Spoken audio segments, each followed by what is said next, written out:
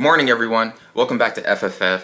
Hey, thanks guys so much for joining us today. Hey, today we have another episode of our interview series, and I have a very esteemed and exciting guest who's going to be on today and be giving us a little bit of information and on how we can live better financially and wellness. But first, before we do that, y'all, be sure to follow us on our official Instagram, FFFofficial1, and of course, don't forget to hit that like and subscribe button, and be sure to tell your friends and family all about FFF and what we have going on. Without further ado, let's get into the video. So today, y'all, I'm joined by a retired major, businessman, entrepreneur. He happens to be a university professor, highly gifted individual, husband, father, family friend, Mr. Steve Sheridan. Sir, how are you doing this morning? Great. Great to be here. Thank you. Okay, sweet. Thank you so much. Yeah, we were trying to get this interview for a while now. I think I first hit you up about a few months ago, but things got kind of busy, and I apologize. But now that we have a chance to do it, I'm glad that we have some time to do it and we can talk. So, you know, tell the viewers a little bit about yourself growing up, or kind of what you do now, or, you know, what did you study in school?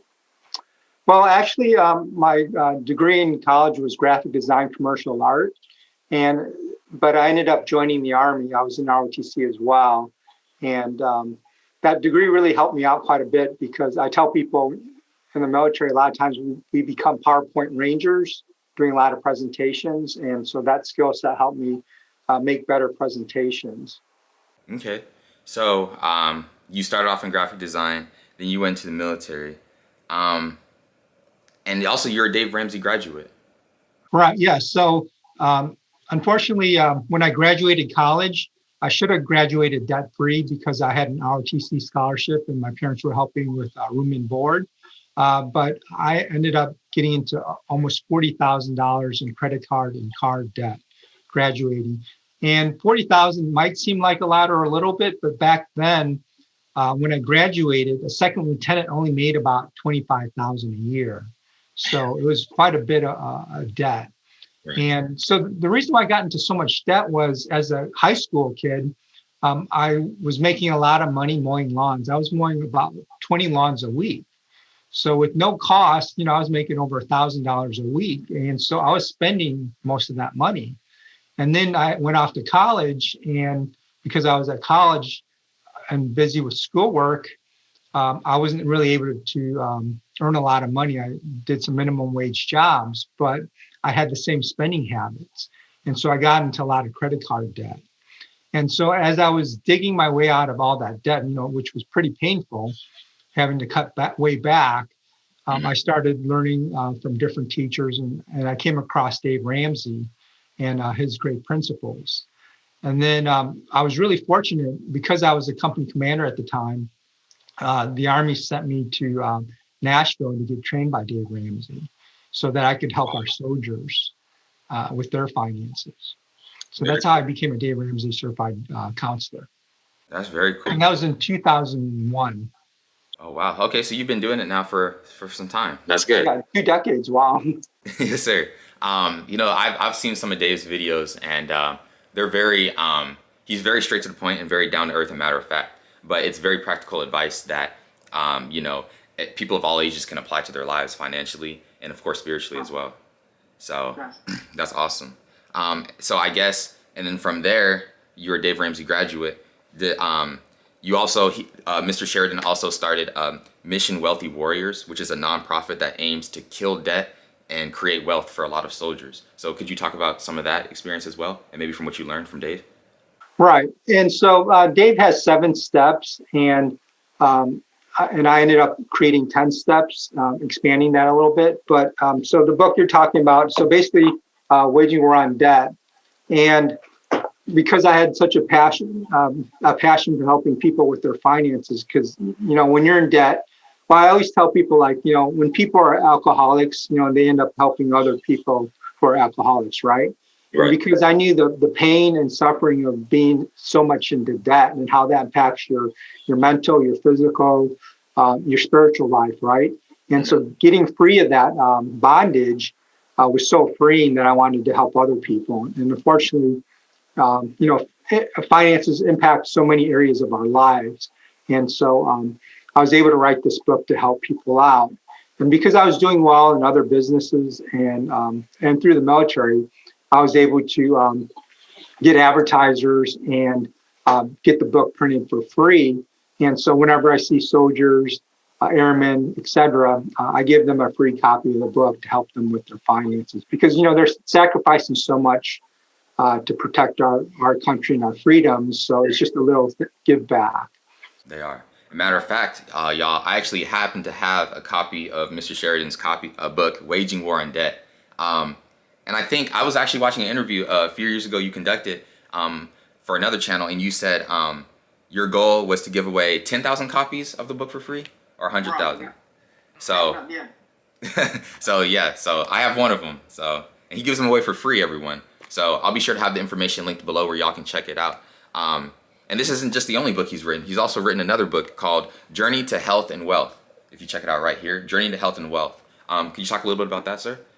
Right. And so I wrote another book. This is more for business people. And again, and I titled Journey to Health and Wealth because, again, with our finances, but also we want to deal with our physical and wellness as well, because they interlock well together. Because, unfortunately, a lot of times we spend, people say we spend our health trying to gain wealth, and then we lose our health. And so you can find the balance in that, finding things that you're good at. And one of my big key things in my book, takeaway, is creating cash flow. Because, a lot of people, they want to save, a couple million or several $1,000,000 for retirement, right? So that you can end up taking that money, investing it, and getting a monthly paycheck every month. So what I do is I kind of work backwards. I say, instead of focusing on, the several $1,000,000, which is kind of overwhelming, right? You think, how am I going to save, $3 million when I'm making $30,000 a year, right? Save and invest. But if you could, let's say you could start earning maybe $100 to $200 a month in cash flow. That seems a lot more doable, right?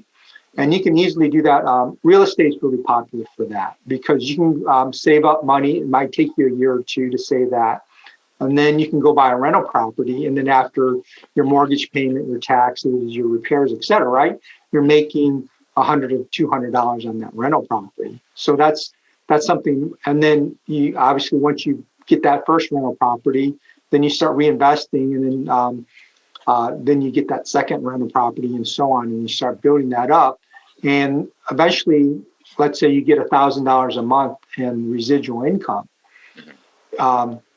Then what happens is that starts replacing your earned income, and you'll be able to retire much earlier. And you figure out how much money you need a month to retire, or at least do work less and doing what you want. Exactly. And so that example you gave was kind of about real estate. But I mentioned, and I wrote down something you just mentioned. You said, oftentimes we spend our health trying to build wealth. And especially, in today's society where, depression is at an all-time high, anxiety is at an all-time high. Achieving that balance is definitely something that I feel like I can definitely work on, but I feel like a lot of people could use that as well. Because like in today's hedonist treadmill, it's always a constant push for more and more and more at the sacrifice of sleep, focus, so. No, definitely. And it reminds me of the Pareto principle of the 80-20. And so again,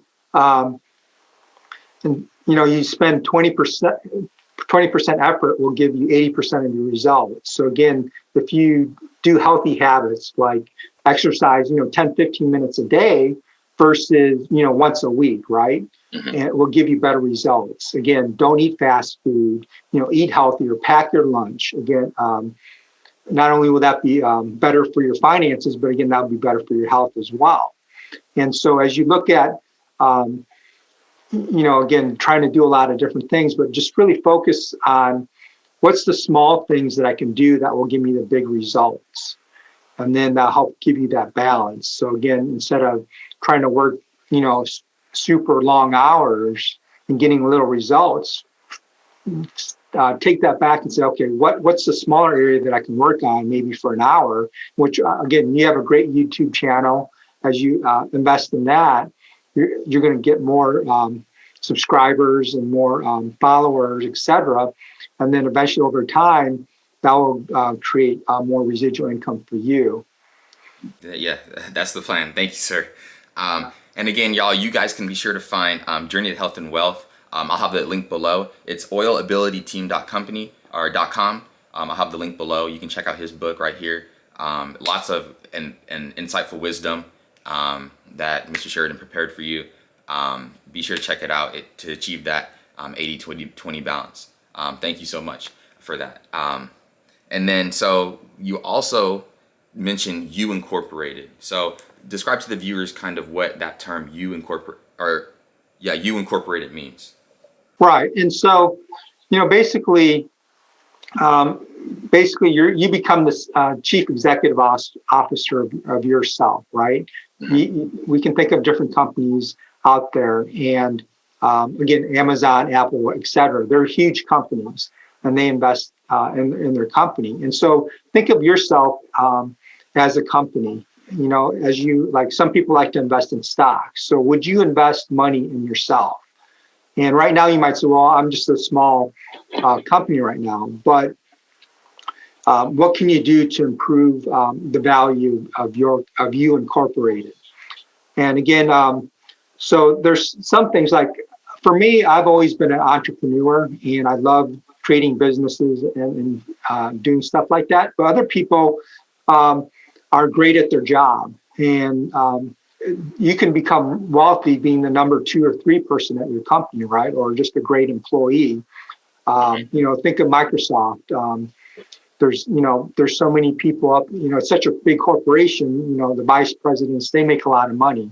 Mm-hmm. And so you don't necessarily have to go out there and take the risk on yourself, but you have to look at understanding yourself, and then how can you invest in yourself to make yourself more valuable. So again, a lot of times people ask me, well, let's say you saved up $1,000. Well, what should I do with that $1,000? Well, first, you should obviously have some savings, cash, but then start looking at how can you either make yourself more profitable for your employer to give yourself a raise, right? So let's say, again, depending on what you do for the company, you could say, well, maybe if I take an extra course.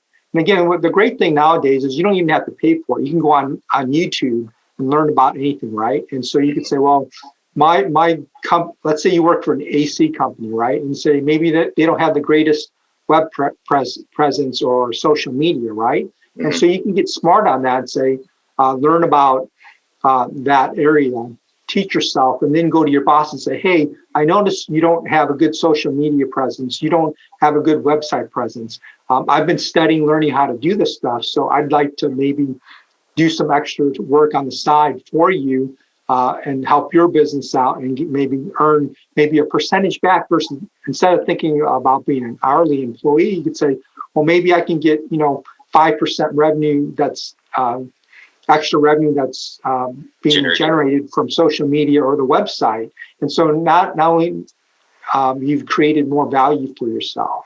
And so again, that's why I look at you Incorporated as far as what you can do to improve yourself. Again, if you're in a different line of work, there might be an annual convention or different things. So it's better. I would rather put money into myself than, let's say, the stock market, because, again, Apple could be the best company today, but who knows tomorrow, right? And you buy Apple stock, but you have no control whether that stock goes up or down, right? Whereas you can take money, invest in education or training or different things into yourself, which you can never take away from you. And now that makes you more valuable. And again, it might not help you in your current job, but now as you're applying for a different job, you can have even more skill sets, and now someone will be willing to pay you more. Maybe that current employer doesn't have the funds or the foresight to do that with you, but now you've got that skill set to maybe apply for a different job and get more money. Yeah, I like that principle a lot. And to me, that kind of is just, that's almost like you Incorporated. It's just really about taking initiative and kind of seeing where you can fit in the grand scheme of, services and products, and like you mentioned with the social media, you work for an AC company. Okay, that's like has nothing to do with social media and stuff, but you notice that social media is a huge driver of business and such. So if you can boost that, then maybe you can negotiate your way to eventually a higher pay, or like you said, you at least build your resume. So that whole investing in yourself principle, I think, is really big, especially nowadays. We're in a post-pandemic society. There's still a little bit of stuff going on with that, but people have been displaced from jobs and stuff. So just about, I guess, networking and building your resume and investing in yourself. And like you said, I'd rather invest in myself, invest in people, than invest in the stock market, because the stock market tomorrow isn't promised, but your resume and who you are can always be built up. So that's an interesting point. I like that. That's good. I wrote that one down too. Okay. Young Living Essential Oils. That's a service that you do, or Right. Yeah. So again, I was talking about wellness earlier, and as I get older, I just turned 50 last year. It's amazing how each decade changes, and when you're young, you feel like you're going to live forever, and so the things you do when you're younger really impacts your quality of life later on. And so, and again, like with the post-pandemic era, our bodies, God designed our bodies to heal itself. Obviously modern medicine helps and so on, but the better we take care of ourselves, the better our body can fight off these different things, illnesses and so on. And so Young Living has been around for since 1994, and it just helps, creates products that help our bodies do what it was designed to do. And the other great thing is it's a business model as well, network marketing, which helps. I'd rather earn a little percent off a lot of people than 100% on just one person. So that's just another business tool beyond real estate or stock market, etc. Okay, very cool. Yeah. And I there's a link that perhaps people could go to. We could link it down below for Young Living Essential Oils. We'll have that link dropped down below. You guys can be sure to take a look at that. That sounds like an awesome product and service. Well, lastly, sir, thank you so much for spending some time just talking to people about kind of what you do and imparting some of your wisdom. Do you have any final thoughts or any wisdom you'd like to impart on maybe a young person out there seeking to get a foothold on their finances or who they are as a person, or even from young to old? Oh yeah, no, definitely. So again, it's really important to obviously live on less than you make, and so you should, especially when you're first starting off, saving 10% of your paycheck every month might not seem like a lot, but as you start, you got to start somewhere, right? And if you start off small, then as you start making more money and that 10% gets bigger, then it becomes easier as well. But the other thing is,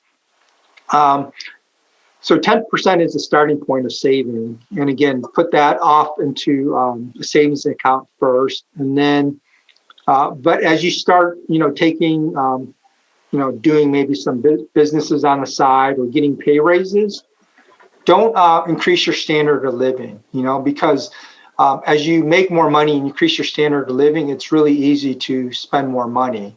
Obviously, you've been spending what you've been spending now. And so what I recommend is when you get those pay increases, save 50% of that. Go crazy, or even 100% if you can for a while, especially if you're single, right? Just pretend like you didn't get a pay raise. Just put that money to the side. Okay. And as you're creating that, saving that money, and unfortunately we earn nothing in savings accounts right now, but start building that up. And then let's say you want to get into real estate. Well, you don't want to just take that money and invest because you're going to, make mistakes, but it's going to take a while to build up that savings account. So as you're saving the money up, start finding mentors, finding people that are doing what you want to do. So during that time, let's say it takes you 2 years to save up $20,000 for a down payment on a $100,000 rental property. Well, during those 2 years, you're going to be studying, you're going to be meeting with the mentor, etc. So when you have that 20,000, now you're ready to invest that money. So you're using that time that it takes to save that money. Plus, it gives you a goal, because if you don't have a goal for that money, you're going to find out, oh, well, I've got $20,000 saved. Now I'm going to go buy that sports car, or whatever. And so it gives you that goal for it as well. Okay, awesome. I can definitely use that principle, as far as, not spending entirely of your first paycheck, putting 10% away. And that's biblical too, the whole 10%. So, and lastly, on my copy of Waging War in Debt, which again, we'll have linked below, be sure to check out his book. Or we'll have this book, but also Journey to Health and Wealth, we'll have that linked below as well. But on this copy, you have written a scripture, you have Proverbs 24:6, and it said, for waging war, you need guidance, and for every victory, many advisors. And, it's such an awesome thing to have you, sir, to come on the channel and to give us kind of some insight, just some wisdom on, finances and wellness and what we, can use to live our lives. So, sir, thank you so much. Thank you, Addison. Thank you so much for your time. All right, everyone, thank you so much for tuning in to FFF today. We hope that you guys enjoyed today's segment. Be sure to, again, follow us at FFFofficial.com, or FFFofficial1 for our Instagram, and be sure to follow Mr. Sheridan's links below. Mr. Sheridan, thank you so much for your time, sir. Thank you. All right. Hey, guys, thank you so much for tuning into today's interview. Real fast, I just want to say, be sure to hit that like and subscribe button. Mr. Sheridan will be giving away a free copy of his book down below, and you also see it here, right here. He'll be giving away a free copy of his book to those of you who like this video and subscribe. Be sure to do that, and you'll have the chance to be a random winner selected, and you'll be sent a free copy of Mr. Sheridan's book. Thank y'all so much for watching the interview. Be great. Talk to y'all later.